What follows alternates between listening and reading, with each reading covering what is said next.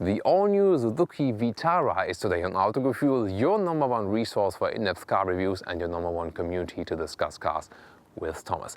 I can tell you so far, this is a car you either love or hate, a very polarizing car. And what is it about the car? Well, it's a known name because Suzuki Vitara has been sold in Germany until 1998, and then it was followed by the Grand Vitara.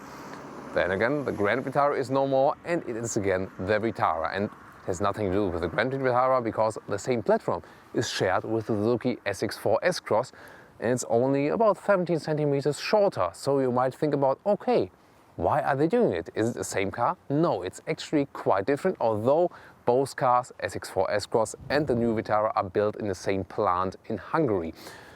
I will tell you about differences in exterior, interior and the driving experience. It will be very exciting, I can promise you. Let's go.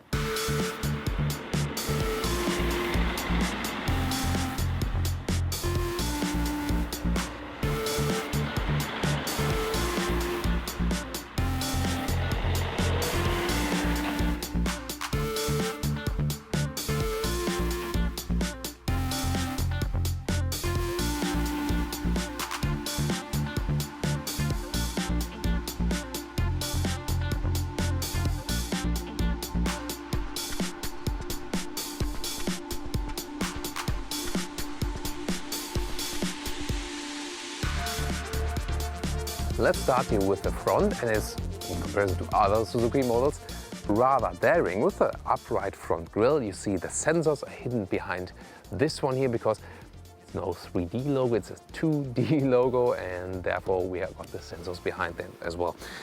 This here forms a straight line. You see the headlights together with the front grille. This is beautifully done, and you see, although we have a kind of small car, 4.17 meters in the length, it is kind of massive in the front, and I really like that approach. See, by the way, the color is a special turquoise color, and it's following all the way in the interior as well. Also in the exterior, you'll see it later there as well. And there are also other special colors for this car available, and it's the first main difference with the SX4 S-Cross. This one is a very extroverted car. It wants to arouse attention, be it with the color, be it with the form, and also with the contrasting roof you'll better see from the side profile. And here you can see the side profile with this contrasting roof in white. Well, this turquoise color is not my favorite color, but I think I really do like it still because, you know, it really attracts attention. People are really go, wow, what is that kind of a car? This contrast here for the side mirrors and also for the roof line, you can also then again get in different colors. It's, for example, white, porcelain, black, silver, gray, so a lot of color combinations there overall. Starting with the middle trim level Comfort, you get 17-inch of those rims here with aluminum. This one here is a Comfort Plus trim level, so they're also a little bit more polished, but the Comfort trim level will be the right one for you. Pricing in Germany, by the way, starts just about 19,000 euros. That's almost approximately the price of the SX4 S-Cross, not too much difference in there. And it ends about 30,000 euros either for the S, the so-called sports version, or here for the Comfort Plus trim level. So also the price span is, well, not too big, and that's also a good thing because you really know what the car costs and it doesn't go all the way up in astronomical values. Let's continue with the side profile line. You see, it's more that kind of angular design, whereas also the SX4 S-Cross is more kind of roundly shaped. This one more goes into an off-road direction. We'll also have some off-road driving modes. It's not really a super off-road capable car, but you can do something with it, also with an electronic differential lock as well. And at the end of the car here, you can see you're not losing too much space actually. The window line are also very steep, so that also promises us a lot of space on the inside. We also got some nice attractive design elements in the rear here. For example, also this chrome loading lip and sharp headlights here. So the overall design is more modern. It's really a lifestyle car already here from the exterior, and the same will be continuing in the interior, I can tell you so far. Also some 3D effects on the outside of the lights. You can see it on both sides, very small. I would have just left it out, I think, to make it cleaner.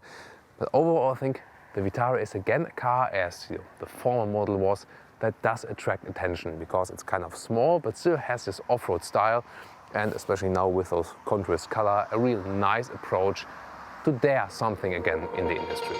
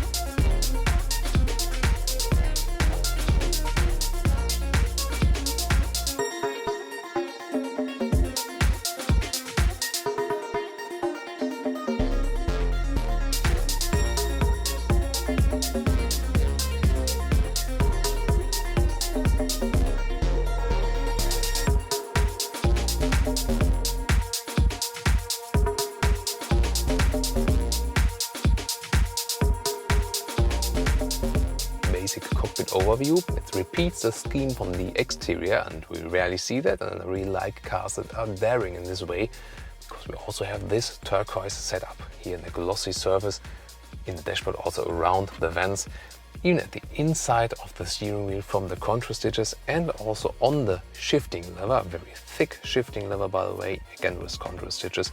So very nice stuff they did with this setup here. I really like that, especially because it's really perfectly fitting to the exterior car. And of course you can have that in other different kinds of setups. If you pick the S trim level, the sports trim level, then it's a little bit different. Then you also have a sporty setup and everything is kept rather in dark colors. But this one here has more of this kind of lifestyle feeling. Also with an analog clock here. It doesn't look too worthy but I mean, again, an analog clock is usually something special you only have in the, for example, upper middle class. Let's turn on the ignition to show you something more. And with basic digital instruments, will also soon show you in the close-up, and a small digital screen on the inside. Most important thing is the whole climate unit is separated below and also has some clear buttons. They also feel quite well using the temperature and also the vents. And then the new thing is this new infotainment screen. It's also totally different than from the one in the Suzuki SX4 S-Cross. The volume control always stays on the left side, can always be controlled right here. And that is one good thing where I say, okay, I'm okay with not having a separate volume control here, if it's always at the right place here and also quite easy to control. And then you have basic setup here of 4 different main apps, and we can also soon go into the detail of that one. About the rest of the materials, so I told you also basically from using the buttons, also on the steering wheel, it is a very good and solid quality and definitely a step forward also if you compare it to the SX4 S-Cross. Just, here we have kind of very plain plastic, but for these price regions, all this class, in combination with all of the, higher worthy materials, I think it's still quite okay. But again, there are also other cars in this segment, but maybe even a little bit more expensive, where you get, let's say, more high-class stuff also on the dashboard. So you really have to live with that one also at the inside of the doors. And what I mean, for example, by those details is also when you push here, something like this. I mean, will a normal customer push here? I'm doing it for testing, but see, there could also be more build quality. Here we got the optional panoramic roof. Well, you have this in this Comfort Plus mode. Here we have 3 different trim levels. The second one is Comfort, and then I would really go for the Comfort level because that one also has already the rear view camera, for example, has 17-inch alloys on the outside, automatic climate control and so on. Then the Comfort Plus level adds some more features, well, which are not a must-have, but a maybe-have. One of them is the panoramic roof. You see it's really very wide. Great for the rear passengers. You can control it here in the front here. And then what is remarkable as well, if you open it then, so it's a huge panoramic roof closed and open at the same time, because quite often we only have one thing. And here you see a very wide opening, and you can almost create some kind of convertible feeling here, and that's really great stuff. So here, a very wide panoramic roof that also can be opened. Really well done, I like that.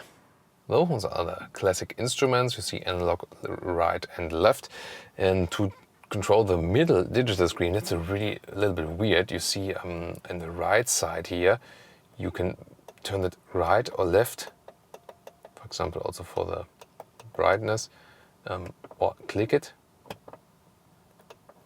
and then you can control them.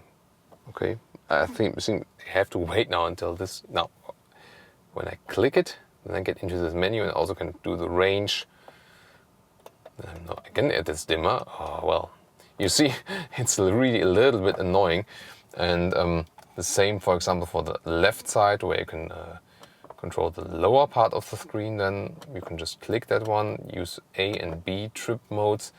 But then again, if you want to change, for example, the range here, you can click it, average speed, oil changing and something like that. Well, it's really kind of old school system. Seat heating is placed right below here. You also get it in the comfort trim level, at the low or high, so you have two levels, and again quite solid as for the button. That's the close-up of the climate unit for the vents here, and again also temperature. It feels very good. They have done a good job here. Doesn't matter which button you actually click, so I'm quite satisfied with that one. Now let's take a close look at the infotainment system. You see it's a little bit reflecting because it's a kind of fancy screen, also very flat. But then again, you see there are a lot of reflections on them. And this is for the sound, GPS, telephone and smartphone link. But to connect a smartphone via Bluetooth, you don't have to go with a smartphone link because nothing is happening there. You have to go here and then connect add device. That's the way it worked here. And you see the reaction times are also quite okay, and everything looks quite fancy and modern. And we didn't have that in this Suzuki SX4 S-Cross. Volume control on the left side always, so this is kind of printed on that one, and the function is hidden behind it. Home button, speech button, and then options button here as well. And I think it's, well, a very nice system. Here you can also have some favorites in the middle, and this is the sound menu again. And let's go to the GPS to show you how that one looks like. And where's the map? There's the map. Let's see if we can also scroll in it as like we know from a smartphone. Yes, that's possible. Also maybe we zoom in and out. Yeah, and you see also here the reaction is quite nice. And I also like it's a very clear and modern display. And where we've seen a lot of Japanese built cars that have a kind of weird infotainment system, especially for the European version, because they switch the infotainment screens for the European versions. But this one here, I must really say, is a very, very good and easy one, very intuitive.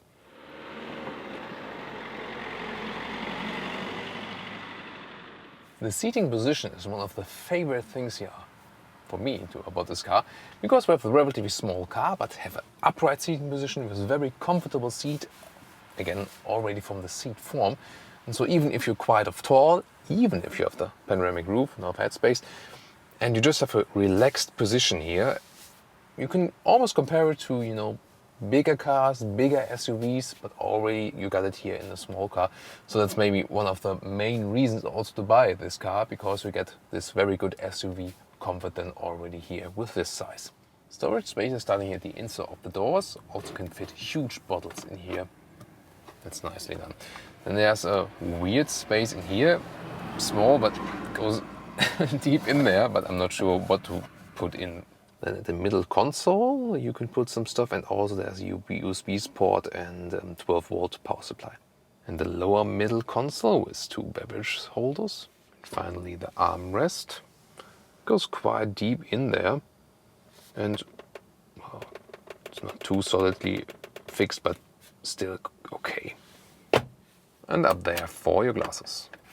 And the standard glove box is here, sliding down. That's okay as well, and reasonable space here inside.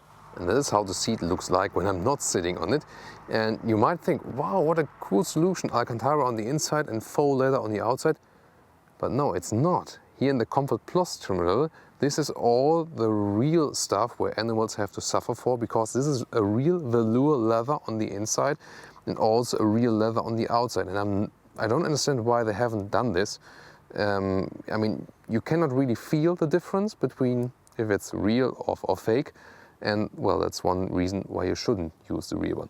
But if you just pick the Comfort trim level, not Comfort Plus, you'll have cloth seats and you already have seat heating in there then. That's the best setup, and you also don't pay too much money for it. Let's get to the rear compartment. The sound of the door closing, by the way, is quite solid. But the doors itself, they feel very light. Let's get into the rear compartment, and I have the seat as I would be driving.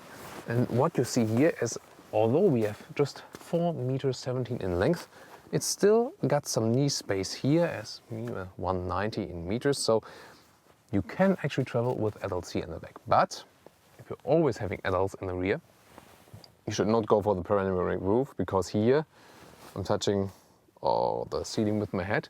But if we would not have the panoramic roof here, that would be perfectly fine then. So overall, a reasonable offering of space also in the rear here, definitely.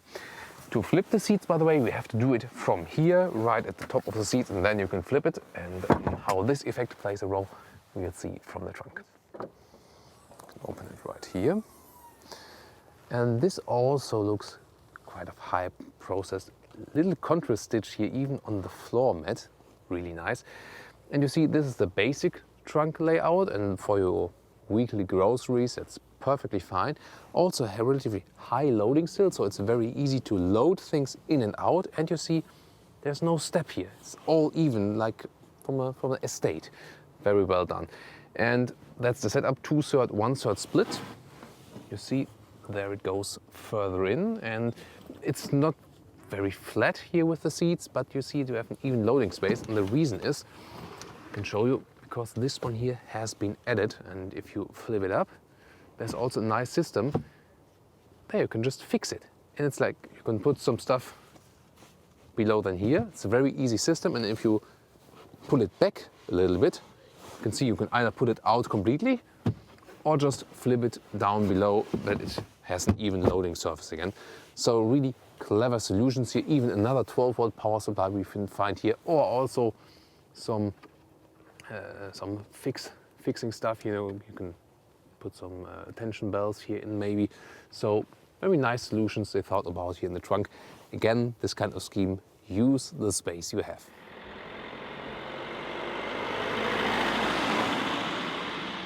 Let's look beneath the hood. We got the diesel here. They also got it quite nicely covered. And it's very easy to remember the different figures, because 1.6 liter of displacement for the diesel engine and also for the naturally aspirated petrol engine that is available, and both have 120 horsepower. And at equal horsepower, the diesel always has more torque. Available with front-wheel drive or with all-wheel drive. We have the all-wheel drive version. Does it really make such a difference when going with this car and riding? Not too much, therefore I will also not focus on the all-wheel drive while driving today here. But both is actually available then. Also, you can build it with a manual gearbox or with the automatic gearbox. With the petrol engine, it will be a converter gearbox. With the diesel, it would be a dual clutch transmission. Here we have the manual gearbox. And then with the S version, 1.4 liter turbo engine with 140 horsepower. Also quite easy to remember, so less displacement, more power, but also the turbo then. That would be the top version in the acceleration. Here the diesel is about 12 seconds from 0 to 100 kilometers, so you won't have big acceleration power with that one. But overall, for the normal usage of the car as a city SUV, that's perfectly sufficient as well.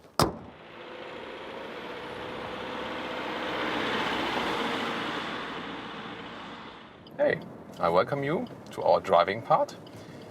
And again, as other driving parts before, we will split in city driving, some countryside driving, and also being on the motorway, because then we can cover all of the aspects from sound insulation, engine power, handling, and so on. And we'll start here with the city driving, and that's the most important stuff for this vehicle here, because most of the customers will use it for driving in the city. As I've stated earlier, we have the diesel version here, 1.6 liter diesel engine. It's a turbo diesel with 120 horsepower. All of these engines, they have all 120 horsepower. The petrol engine is also 1.6 liter of displacement, also 120 horsepower. So the diesel engine is the engine with more torque. So if you want more power then you can go with another different engine. That's the turbo petrol engine then. 1.4 liters and a little bit less of displacement, but more horsepower, 140 and a turbo. So that's the most powerful option. But so far here in this review, we'll cover the diesel variant, which will especially be important for the German market, for example. One remarkable thing already right here now, when you're listening to the turning indicator, I really don't like the sound. And there are some turning indicators I really like, just from the sound, and some I don't. And somehow this one sounds rather cheap, or what do you think? Maybe if you listen to it. But that's just a very small detail. The most important thing about this car is you have, well, the car that is rather short, but still you have the upright seating position.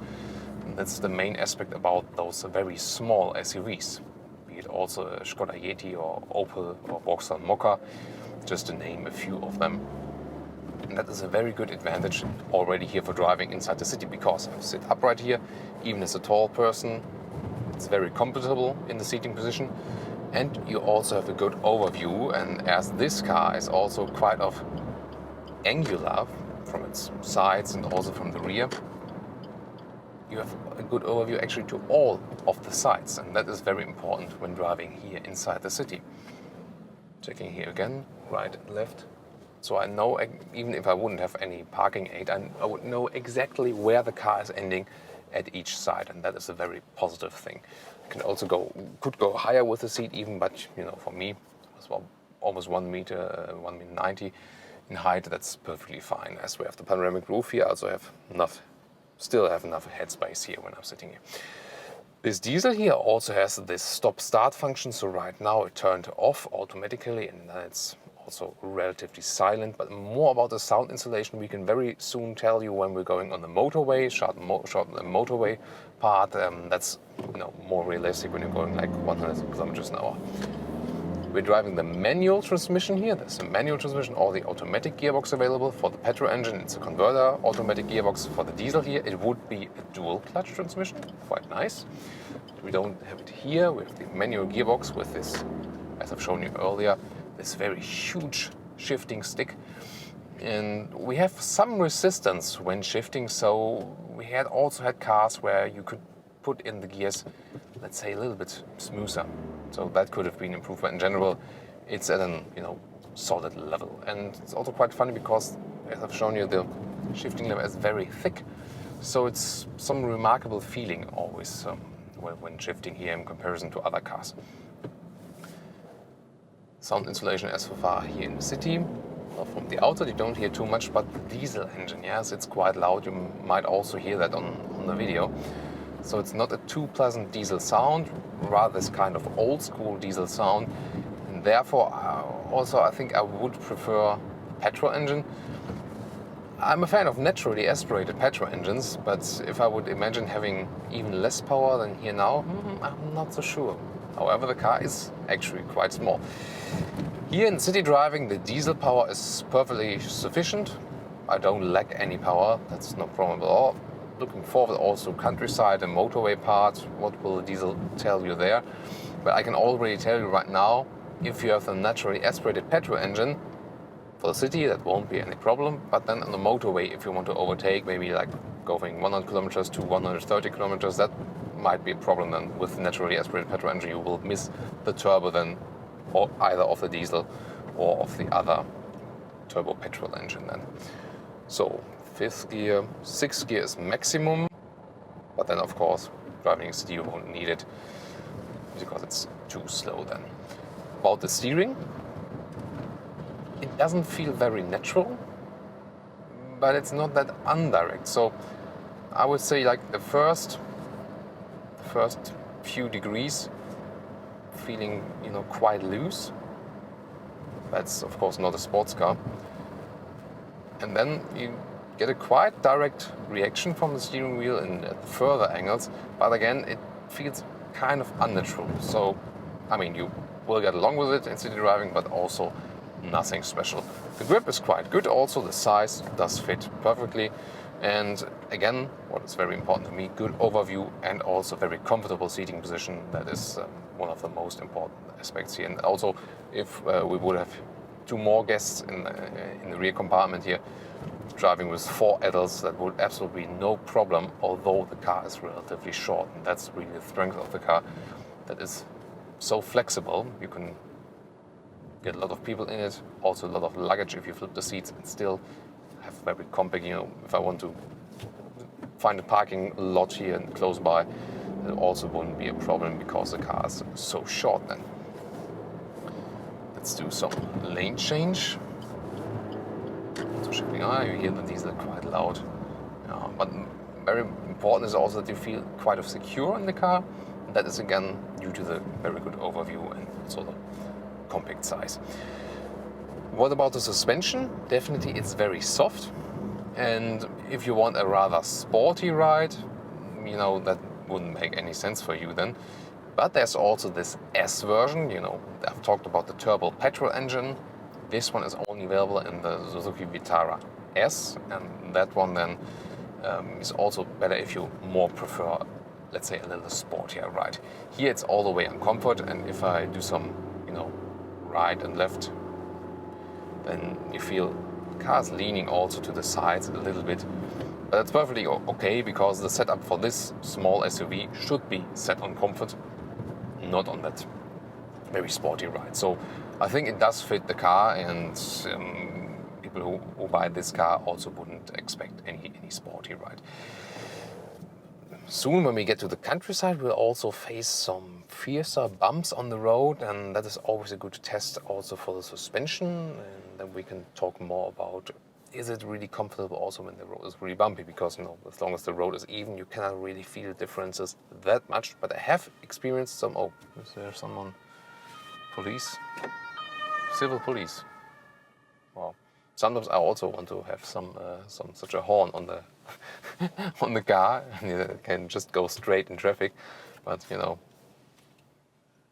it's a privilege, and it's important that you always, you know, there's a lot of problems in Germany also quite often, because people really don't think about, you know, maybe others need help and ambulance need to get through, and then they don't split the lanes. And it's so important, you know, always to pay attention, and then to make room for the police or for you know, for the paramedics or whatever. But some people don't get it, and then it takes sometimes ages that the medics get through in the wagon. And so just if you maybe think about it even more, that would be a start for everyone.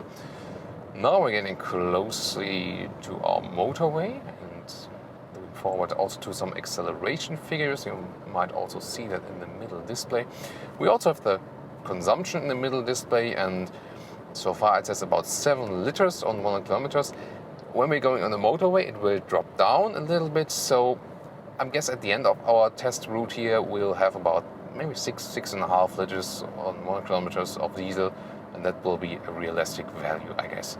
And basically you can live with that. The car is quite light, and so you also won't pay too much at the fuel station. So third gear now, maybe some first small test to see how much power this diesel here has or not. Third gear, 60 to 80. Let's start now. That's it. That was 60 to 80. Just get a basic feeling, because, you know, we cannot transport G powers over the video line, over the internet, and so you at least get some facts then and figures. And I'm also looking forward to the sound installation, what this car will actually mean.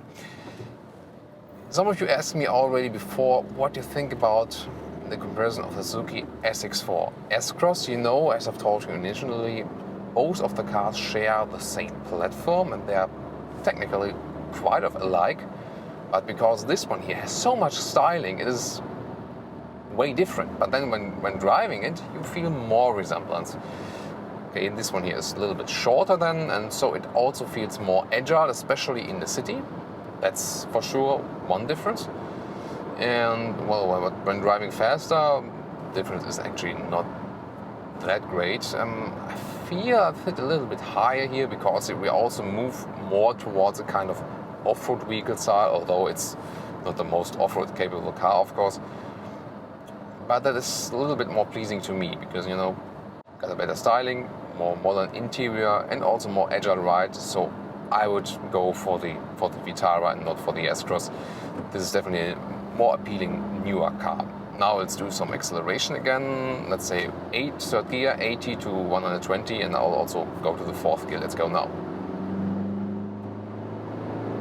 100, 110, it's now shifting. Fourth gear, and 120. So, of course, not a very fast performance, but you can get along with it on the motorway also for overtaking purposes. And now as we're going about 110 kilometers an hour, you might also hear that on the video. It's getting a little bit loud, like also up here. You know, with this kind of vehicle form on the outside, we don't have the best wind resistance value.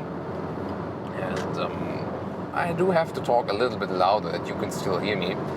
So it's not too pleasant on very long, fast motorway rides, that we can say for sure. Let's now go fifth gear. Okay, and it's more silent from the engine. It's also quite here the other car that's overtaking me right now. And we do have dry conditions, totally dry conditions here today. So it's not about, you know, it's very loud with the rain. So not the best motorway car indeed. From the engine, diesel is kind of, well, let's see, 110 kilometers an hour, and we're at 1,800 RPM, something like that. It's quite okay, I would guess, in sixth gear now. So the diesel would actually be a fitting engine for the motorway, yes. But I mean, on which motorways nowadays, and especially in most of the countries, are you going faster than 100 kilometers an hour?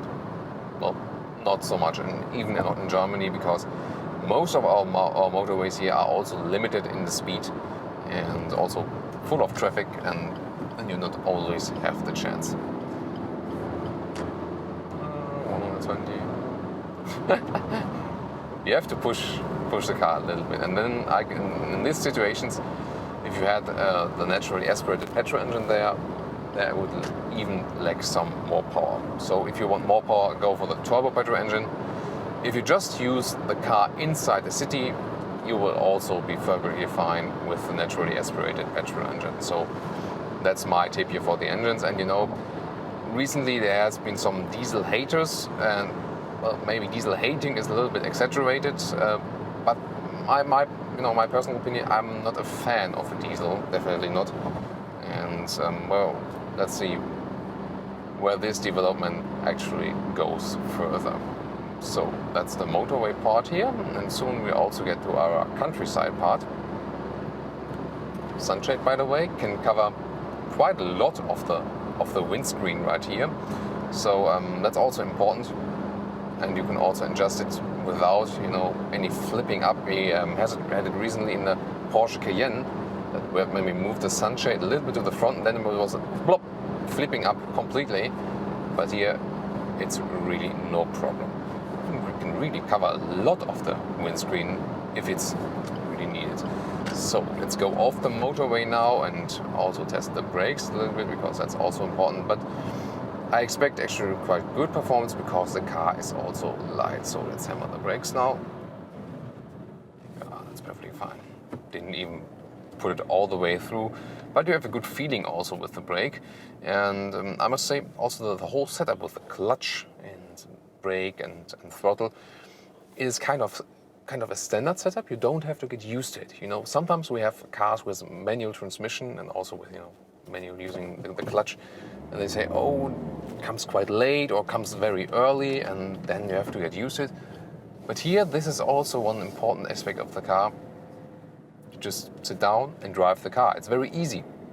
It's not a complicated car, so everyone will get used to it pretty fast. And as I've also shown you in the interior part of our review, The new multimedia system is also quite intuitive, besides of one or two exceptions. So, but that again plays a very important role, because Suzuki also has quite generally elderly customers in general, and they also have to get used to those modern multimedia systems quite fast, because it has no sense when if they don't say, oh, what the hell, I don't know what to do with that. And I can perfectly understand it, because even I think those systems are only good if you use them, look at them once, and they're working just without learning from a 100-page book or something like that. That makes absolutely no sense. And here I think they found a quite good compromise. If you know how to connect your Bluetooth phone, as I've told you earlier, then it's really really good choice. And also in comparison to other Suzuki multimedia systems, that's perfectly fine. What about assistant systems? When we're here now in the countryside, well, there are quite few of them available right now. One of them is, for example, the cruise control, and that's sitting it here on the steering wheel, and now set to, let's say, can increase the speed here. The buttons feel quite well as well, by the way. So now the distance is maintained. I can relax, and let's see how flawlessly it works. We'll soon also have another red traffic light again, and mostly there. Oh, wow, that was braking down quite hard, although the car went off the side of the road. So now it was also deactivated. Let's activate it again. So because we have several systems of the ACC on the market, and some are good, some are not that good. So let's see, distance 1, 2, 3. So 3 levels of distance are available. I have the minimum distance here now. This is it. Distance, yeah. Okay, distance 1 is the minimum distance indeed. Could also be other way around that level. Let's see. Now they're braking because there's a speed camera. Maintaining. Okay, that's strange. We reached a limit of 40 kilometers an hour now, and then maybe heard the beeping sound. It was deactivated. So it seems really like that this is a system that does not go down to 0. And that is one thing I always criticize, because either you have a really fixed cruise control, where you put the limit and the car doesn't do anything for you, it just holds the speed, but you can trust on that. Or if you have the automatic cruise control, the car really reduces the speed also to 0 kilometers an hour, and you can also trust on that. But this one here is again one of these systems that work in between, and sometimes you say, okay, between 140 kilometers, or maybe 40 kilometers and 160 or whatever, I can trust on it, but then below 40 kilometers, you cannot trust on it, and then you never really know, okay, what, there again, yeah, it's about 40 kilometers, and then it gets deactivated, and that's a really, really bad solution. However, above this 40 kilometers an hour, it's working quite well, but again, maybe then I wouldn't take it at all. With the manual transmission here, by the way, you can also do some fuel saving. When we're going down a hill now, I want to use the engine brake, then I stay clutched in. However, if you want to let the car roll a little bit, then I just put it in neutral, and then the car can roll freely and kind of, as I also can say, sail, and that also saves fuel. Well, the car does use, from the engine is still kind of running, but at a very low torque level, and therefore it's always better to use the rolling speed of the car, then you can save some more fuel. And as I've expected, 6.7 liters after the motorway right now, so 6.5 liters or something like that will be a realistic value if you mix city driving, countryside driving and motorway driving with this car. And I think this value is also quite okay. And soon also get to some handling parts of our ride. Then we'll conclude our driving part here, and well, of course not too much handling can be expected from this car, but it's always important for that. Start-stop function was on again, as I've mentioned, and it's, well, is it fun to drive this car? Yeah, it is actually, because you have the high seating position, it's agile, you have this pop style layout, with a lot of colors also on the interior. It's also again a little bit emotional, and then it's also just creating some lifestyle when driving this car, and I think that's also a very good thing, because nowadays, as cars get more and more equal, some people search for a car that is a little bit more special, has something they can rely on, something to identify. And this one here is definitely a car where you can identify yourself with, compared to many other cars that are maybe very good, but like this quite of emotional touch. So I so far had fun with it. So a lot of positive sides we covered. What is on the negative side? As for the driving, yeah, we mentioned it with the diesel. You know, here was a quite of a loud sound, and maybe the suspension could be, you know, a little bit more evolved. That I have a little bit more contact to the road and also more natural feeling to the steering wheel. I'm getting towards the tunnel. And what else could there be different? Well, some of the sound the cars make, for example, also with the turning indicators, when I'm sometimes rolling over some bumps, then something of the car sounds, you know, a little bit, how can I say that the best? If you have the feeling the car is not that very solid, so it's something, you know, sometimes from all the sound the car makes, you get a whole impression of how solid or how high quality a car is, even that if it has nothing to do with the overall durability, or when you have to replace the engine or whatever, just the very subjective feeling. Then you must say there are other cars also in this class that feel, you know, a little bit more evolved and feel like they have, you know, a little better technology they can use. And I think in this class, for example, my favorite car also as for the driving, even if I really don't like the exterior, is the Skoda Yeti, because this one also feels very evolved when driving as for the suspension and steering setup. That's just to take an example. Now let's get to some handling, and shifting down, you see the steering ways are quite okay. I don't have to turn the steering wheel too far around. It's always important also for the city riding. And the car is actually quite comfy to ride, also here in some faster passages.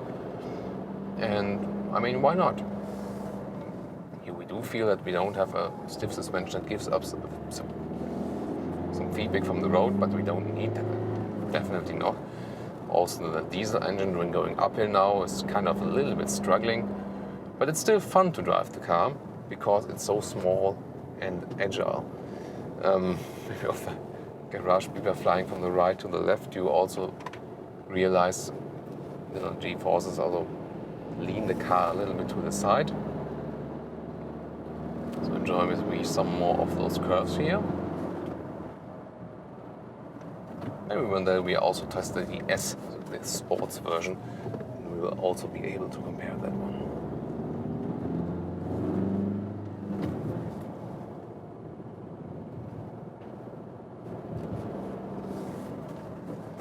Another sharp corner, let's see that steering angle. Yeah, really see you don't have to turn the steering wheel that much. I really like that. So right, left test again. A little bit wobbly, but I mean, in an SUV.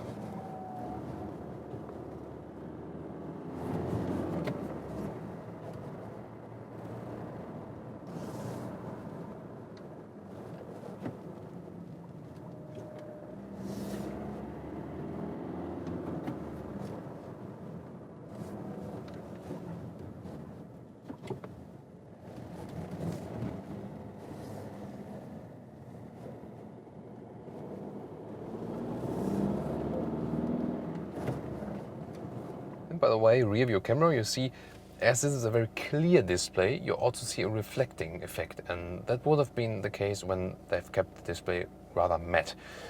Then again, with the rear view camera, I was positively surprised about that, because you see, you have a quite good resolution, and you see the rear ending of the car, but also from the angle enough of the top. So some cameras only show like this area, and you don't see what's coming from behind. And some only show what's coming from behind, but you don't really see the ending of the car. This one does both, and I'm really surprised because other cars I've seen from Suzuki also didn't have this good rear view camera. with some helping lines where the car will be heading, and also an acoustic warning in case of. So very satisfied with this rear view camera. And then again about this button here, you can pick the driving modes. I didn't cover it in driving too much because they don't make too much sense. Push auto, then it's always just switched automatically. If you switch it to snow, just the throttle input is reduced a little bit, and switch to sport, then the throttle input is, increased. But overall, you can all do it with your own foot. It's just kind of preset. And by the way, if you turn to snow, and then you can also put it to lock. This is an electronic differential lock if you're maybe stuck when riding off-road. Usually you won't go off-road, but nice to have it.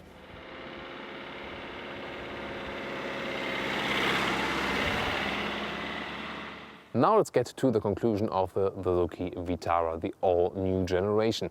First of all, I thought, okay, well, it's not too much different from the technical level as for the SX4 S-Cross, kind of sister or brother model.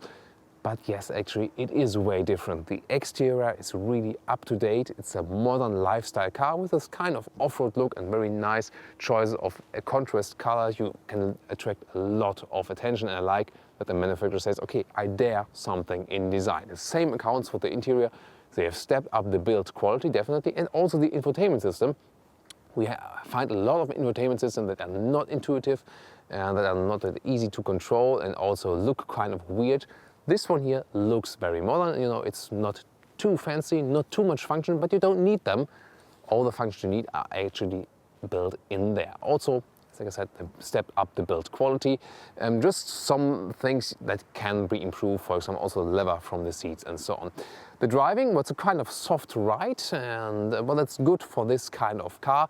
The sound installation could be a little bit better, and overall there are other cars in this segment that, give you a little bit more of an evolved feeling. Then again, if you look at the price package, well, the price could be a little bit lower, I think. However, you don't have to forget, you already get a lot of equipment, even in the middle trim level. With that, I would go for the Comfort trim level. And maybe someday I also look forward to drive the S version, then with the turbo engine. It might have even more power than a little bit more driving fun. So overall, I think this car was really a surprise to me. There are some elements I criticized, but overall I get a good positive impression. Also, if you compare it, as again initially said, to the SX4 S-Cross, this one would definitely be my pick. Thank you very much for watching Autogefühl with Thomas here, and I hope to see you at our next full review.